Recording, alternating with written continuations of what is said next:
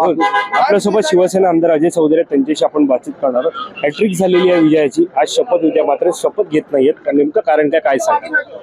शपथ न घेण्याचं कारण म्हणजे महाविकास आघाडीच्या सर्व वरिष्ठ नेत्यांनी निर्णय घेतला की महाराष्ट्रामध्ये ज्या पद्धतीने निवडणुका लढवल्या गेल्या आणि जो निकाल आला त्या निकालावरती महाराष्ट्रातली जनता समाधानी नाही।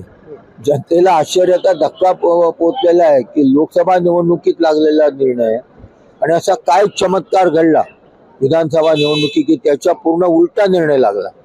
त्यामुळे जनतेचा विश्वास नाही ह्या निवडणुकांवरती, जनता असमाधानी आहे आणि जनतेच्या भावना व्यक्त करण्याकरता आणि ज्या पद्धतीने मार्केटवाडीमध्ये ज्या पद्धतीने अन्याय चाललेला आहे, पोलीस बळाचा वापर केला जातोय त्या विरोधामध्ये म्हणून आज आम्ही निवडून आलेल्या सर्वच आमदारांनी विरोधी पक्षाच्या शपथ न घेण्याचा निर्णय घेतला। अटीतटीची लढाई होती तुमची, मात्र तुमची हॅट्रिक झालेली आहे, त्याबाबत काय सांगा? जनतेचा विश्वास, शिवसैनिकांची अपार श्रम, जनतेने दाखवलेला विश्वास आणि जे काय 10 वर्षामध्ये आमदार म्हणून जी जनसेवा करता आली त्याचं ते सर्वाचं फळ होतं।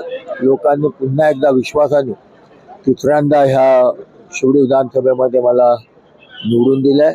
मी हा संपूर्ण माझा विजय हा खरा म्हणजे जनता जनार्दनाच्या अर्पण करतोय, कारण प्रचंड विश्वासाने त्यांनी मतदान केलं। एका बाजूला संपूर्ण सत्ता, त्यांचे ते सगळे विविध माध्यम वापरण्याचा प्रयत्न, त्याबरोबर अर्थकारण आणि हे सगळ्याला तोंड देऊन कडवट शिवसैनिक असतील, महाविकास आघाडीचे कार्यकर्ते असतील, एकनिष्ठ कार्यकर्त्यांनी आणि जनतेने पुन्हा एकदा संधी दिलेली आहे मला सेवा करण्याची आणि मी त्याबद्दल या सगळ्या जनतेला धन्यवाद देतो। आगामी काळात हिवाळी अधिवेशन आहे, कशा प्रकारे कामकाज जे ते पुढे घेणार आहात? कारण शपथ अजून तुम्ही घेतलेली नाही, नेमकी शपथ कधी घेणार आहात?